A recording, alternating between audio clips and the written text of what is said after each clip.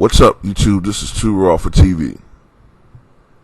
Alright, so before I get into this video, I want to give a shout out to Larry for his contribution to the channel and the topic that we were talking about, discussing. It is probably the most controversial and the most talked about conspiracy topic over the past 20 to 30 years. And I think that the solution that we've come up with and been introduced with as far as our discussions is the correct one. People are going to have their own opinions, but I believe that, you know what I'm saying, the evidence produced will convince many of the fact that we have the right answers to the situation. All right, but it's only going to be on the Patreon because I can't talk about stuff on YouTube that I can on the Patreon. It's just too specific. But you know, the Patreon is only $2 per month, and on the Patreon, I already have about 160 videos up already, and I will be uploading more on the Patreon this weekend. And you know what I'm saying, I know people have things that they have to pay for, you know what I'm saying, people have bills. That's why I keep it only $2 a month on the Patreon. And you know what I'm saying, I do take requests on the Patreon. But let me get to the subject at hand, and that's Craig Hodges. First of all, Craig Hodges is one of the most realist persons I've heard in sports. He says what he means, and he means what he says. He's very conscious, and he's about the black community. And in my opinion, unfortunately, Craig Hodges was not fit for his times. But at the same time, like, I guess, a Colin Kaepernick at the time, like a Kurt Flood, you know what I'm saying, like many other pioneers, their sacrifice paved the way for later people to take advantage of their sacrifice. You know what I'm saying? So, shout out to Craig Hodges. If you don't know who Craig Hodges is, all right, he was a long-time NBA player in the 1980s into the 1990s. He's most known for his stint with the Chicago Bulls, where he won back-to-back titles in 91 and 92. I believe he also won, I think it was 3 consecutive three-point contests. I think it might have been, I think it was 89, 90, and 91. I think it's the back-to-back contests that he won. Because I think Mark Price won it in 92 and 93, if my memory serves me correctly. And Bird won it in 86, 87, and 88. And he and Bird are the only two to win, I think, 3 in a row. So he was known as one of the great three-point shooters of his era. Career 40%. He was a three-point specialist. You know what I'm saying? That was his specialty, to spot up three. I think he also had stints with the Milwaukee Bucks, and I think he played with the Phoenix Suns as well. And he may have played with another team, but I can't remember. But anyway, he did an interview with a guy that I don't want to name because of the fact that I think he's a scumbag, I think he's an idiot, and I think he's a possible agent. But that doesn't mean that his interviewees aren't compelling. And yes, I do, when I see them on my feed and it's something I'm interested in and the topics are interesting, I like to listen to what they have to say, not what he has to say. All right? So I don't support him, but sometimes his interviews, the people that he interviews are compelling. Now, I know some people say, well, you're still giving him a view, so therefore you're supporting him. But look, at the same time, I know there are people that click on my videos that don't support me at all. There are some people who don't click on my videos and other people's videos, and, you know, they leave nasty comments from a third party, you know, channel, and they thumb my videos down. So, you know what I'm saying? It is what it is. But he said a lot of stuff, man. Craig Hodges was saying that Number one, that he approached both Magic Johnson and Magic Johnson and Michael Jordan about boycotting the 1991 NBA Finals as a result of the league's lack of interest in black issues.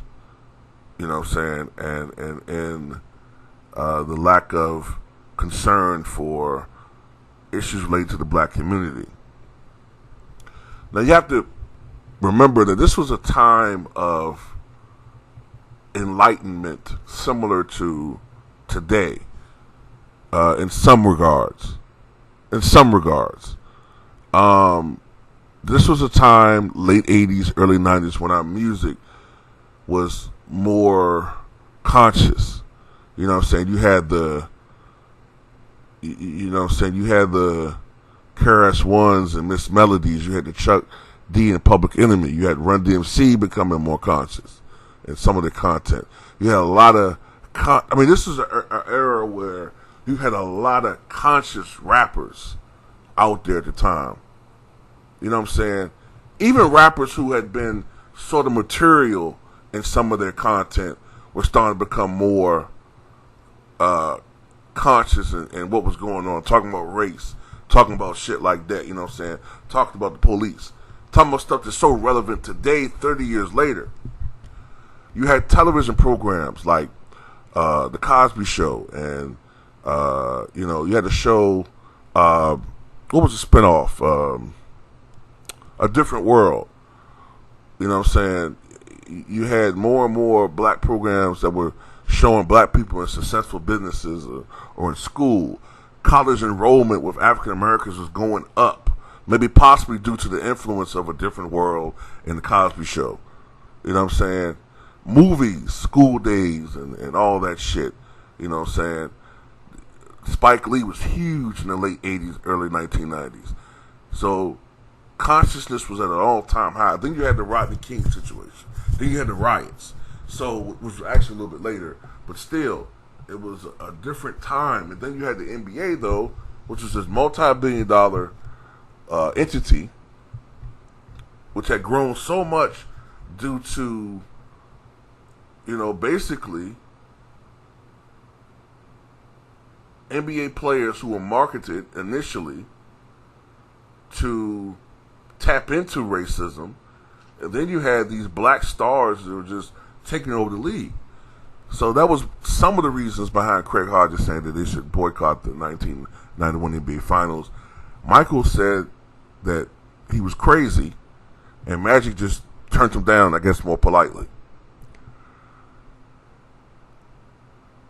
Their reasoning behind not doing it is because self-interest. You know what I'm saying? I guess they had so much invested in the NBA as far as their bottom line, as far as their image, as far as maybe perhaps later on attaining,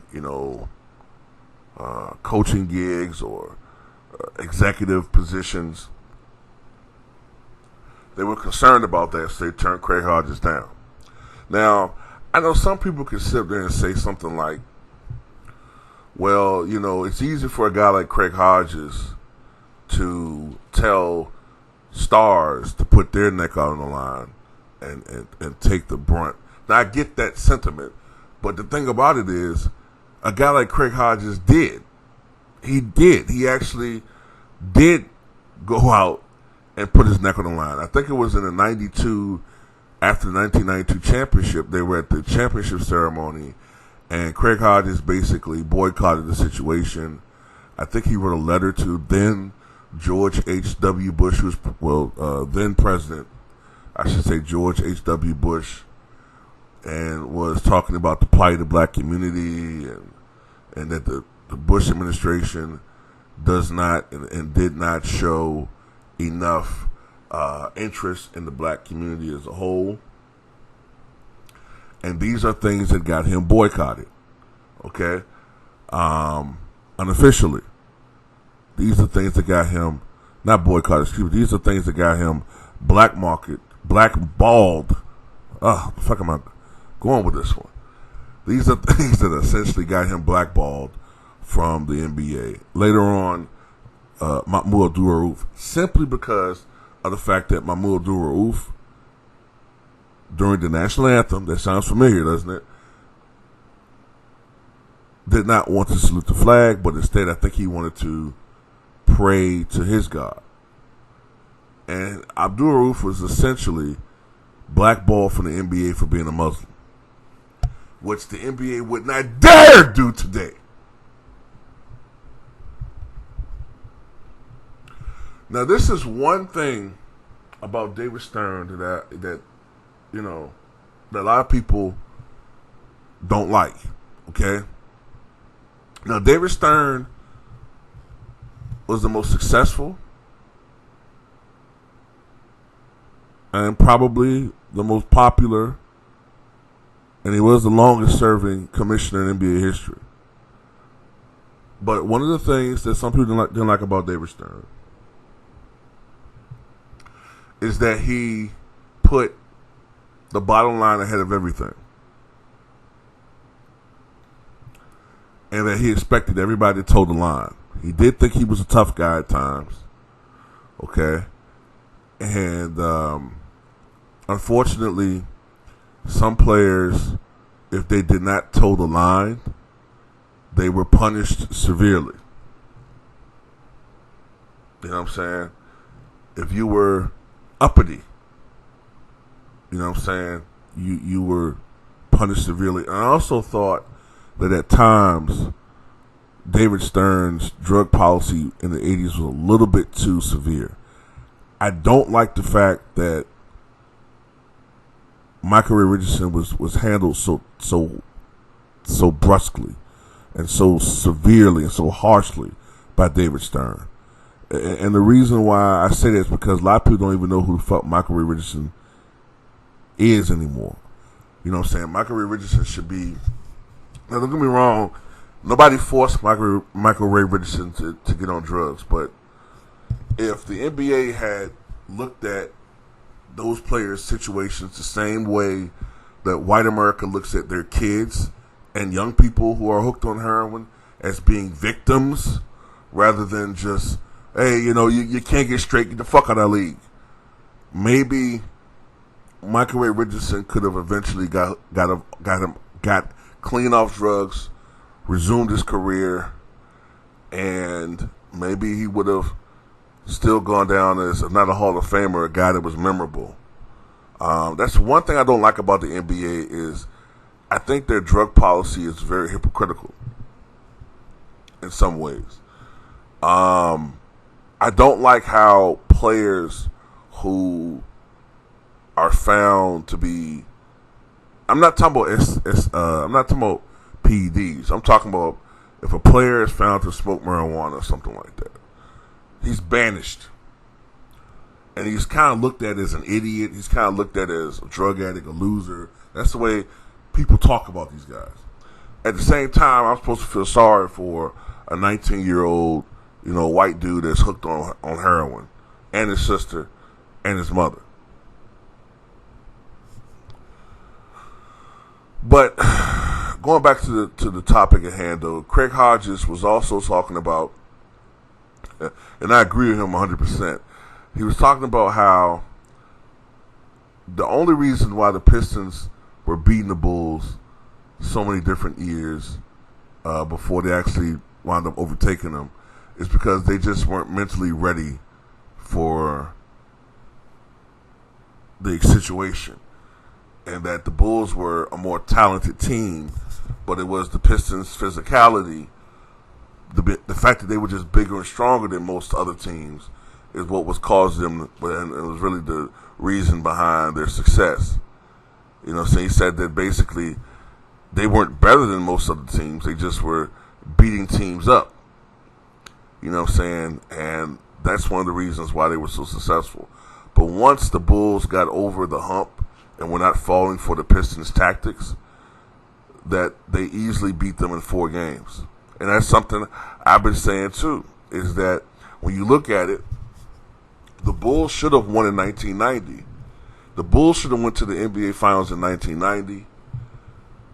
And I have no doubt in my mind that they would have beaten Portland. And the reason why I say that is because the Pistons, I mean, I know style matchups can, cause these situations to the spread, but the Pistons had a much tougher time against the Bulls than they did against the Portland Trailblazers. You know what I'm saying? And if Michael actually had gotten some help in that Game 7, they might have won, even at the Palace of Auburn Hills. They might have won. Michael I think he had like 31 points on 13 or 27 shooting, like 8 rebounds. I think he had like 9 assists, 3 steals. Right, he had a really good game. I think his starting line, other than him and B.J. Armstrong, all shot a combined 11 for 57 from the floor in that game. Much of it due to Pippen's migraine issues and the Pistons' bullying tactics. You know what I'm saying? Intimidation tactics. But I agree with Craig Hodges in that situation, in that scenario. Craig Hodges also spoke about how the NBA basically, profited off of race with Bird versus Magic. And I agree with that. You know what I'm saying? That was the biggest godsend to the NBA is when Magic Johnson and Larry Bird arrived at the NBA at the same time. You know what I'm saying? Larry Bird to the Boston Celtics, Magic to the Lakers. Both of their personalities fit the city that they played for. And unfortunately, race did play a factor in that. Not always, but if you were white, outside of California, and even in that situation, you might still root for the Celtics. But if you were white and didn't live in LA or California, most likely you probably rooted for Larry Bird and the Boston Celtics. If you were black, outside of Boston or Massachusetts or New England, you've rooted for Magic and the Lakers. All right? That's just how that was. If you were black, you thought Larry Bird was overrated. If you were white, you possibly thought Magic Johnson was overrated. All right? So to say race didn't race didn't play a part in the situation is bullshit. One thing I don't like, though, is how the 70s always get so downplayed. You know what I'm saying? He talked about how most fans at the time who were white didn't like 1970s NBA. And it's true that the league was struggling mightily in the 1970s. Julius Erving did inject a little excitement into the NBA when the ABA disbanded. But the NBA was struggling in the 1970s. But as a fan, in some ways, it was one of the greatest eras ever because of parity. There were no repeating champions. You know what I'm saying? In 1970, you had the Knicks winning the title. In 71, it was the Bucks. In 72, it was the 69-13 Lakers. All right? Do you think there's going to be a new dynasty of Lakers? Nope. Next year, the Knicks win the championship. Then the next year, you know what I'm saying, Boston comes back and win a title in the post-Bill Russell era. Then the very next year, a team that no one saw coming, really, the Golden State Warriors, led by Rick Bird, they won a title and upset the 61 Washington Bullets at the time. Then the next year, Boston comes back and win a title. So that's 2 titles in 3 years. Can Boston be a new dynasty? Hell no, because guess what? All of a sudden, Bill Walton and the Portland Trailblazers win a title in 1977, upsetting the Sixers. The next year, the Bullets win a championship. After only winning 44 games during the regular season, they go on a hell of a postseason run. Going 7 games against the Sonics. Then the next year, in a repeat, it was this time the Sonics besting the Bullets in 7. It was a hell of a decade when it comes to basketball actually being played. You know what I'm saying? If you actually were a basketball fan, it was a hell of a decade.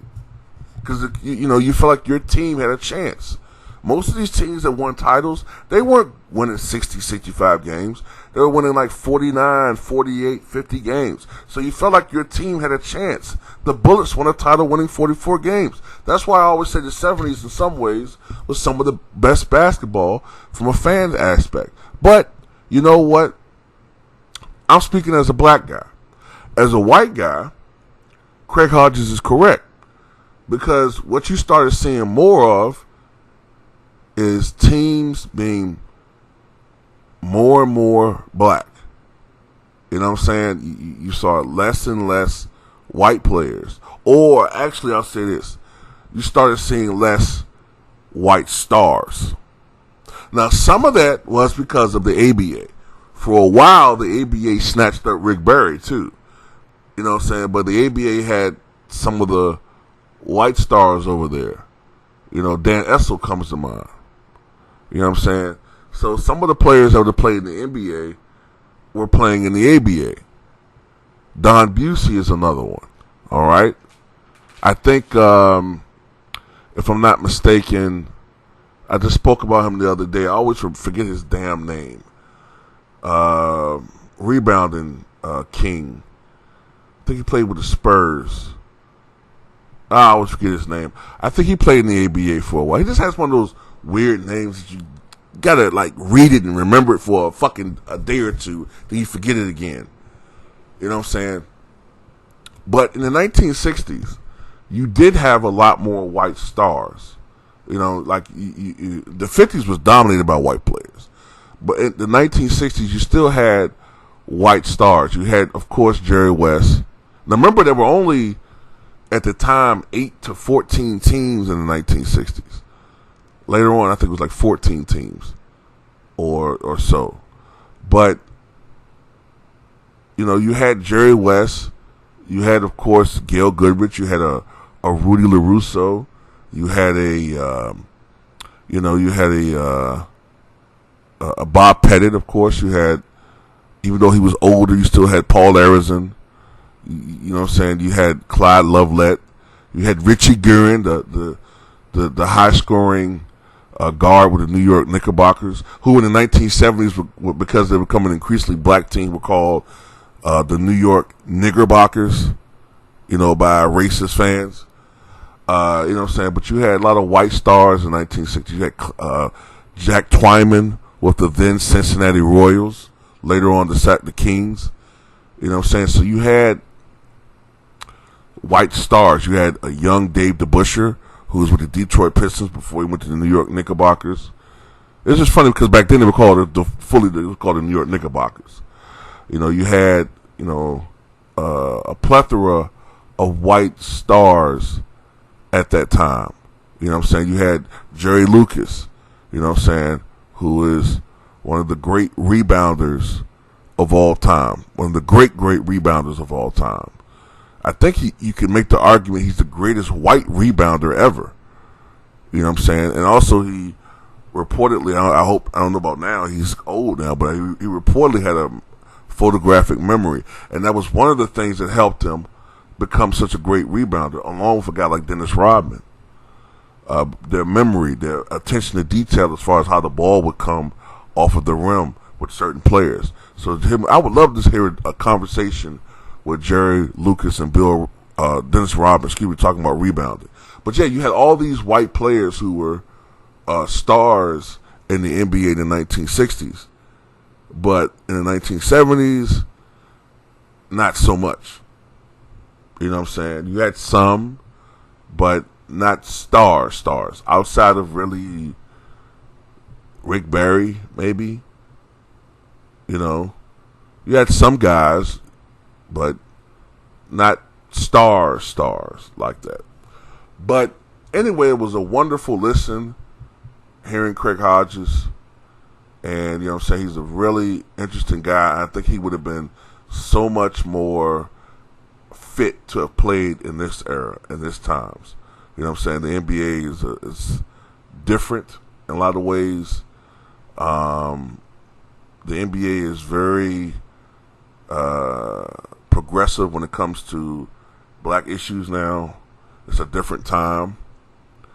The country has moved a little bit to the left, and you can see that. That's why a guy like Donald Trump, even though he's president, he only gets a minority of the vote because this country is not really attuned to his sentiments. Really, his election was an electoral mistake, or better yet, an electoral anomaly. You know what I'm saying? Hopefully that will be corrected this November. But then again, what we would get is not that much better anyway. But tell me what you guys think.